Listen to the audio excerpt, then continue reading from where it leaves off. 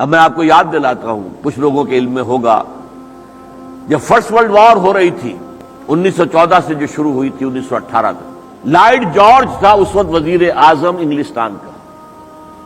اس نے house of Commons کے اندر قرآن کا نسخہ لہرایا اور کہا جب تک یہ کتاب دنیا میں ہے دنیا میں امن نہیں ہو سکتا. یہی آج پورا مغرب کہہ رہا ہے. امریکیوں نے نصاب کی کتابوں سے جہاد اور قتال کی آیتیں نکلوا دی، سعودی عرب میں نکلوا دی، ہمارے ہاں نکل رہی ہیں. اس درجے طوفان ہے، دری طوفان موج افزا، موج افزا طوفان، دری دریائے بے پایاں، دری طوفان موج افزا، اس طریقے سے آ رہا ہے. بہرحال سوچئے آپ، بھائی فرض کیجئے کسی شخص نے بے حرمتی کر دی تھی قرآن کی، نیوز ویک نے کیوں چھاپا؟ کیا اسے پتہ نہیں تھا کہ مسلمانوں کے جذبات مجروح ہوں گے؟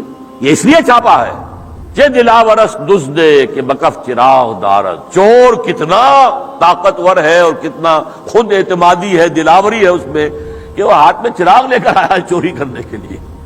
لوگ دیکھ لیں گے کون ہے، پہچان لیں گے، لیکن اسے ڈر ہی نہیں. میں زبان سے نہیں کہنا چاہتا کہ فلش میں بہایا جا رہا ہو قرآن مجید، کہ یہ کوئی ایک واقعہ نہیں ہے، ایسے بے شمار واقعات ہوئے. کیوں بیان کر رہے ہیں؟ چھپاتے کیوں نہیں ہیں؟ اور کیجئے. اس لیے وہ ٹیسٹ کر رہے ہیں ذرا مسلمانوں میں کوئی غیرت باقی ہے یا نہیں.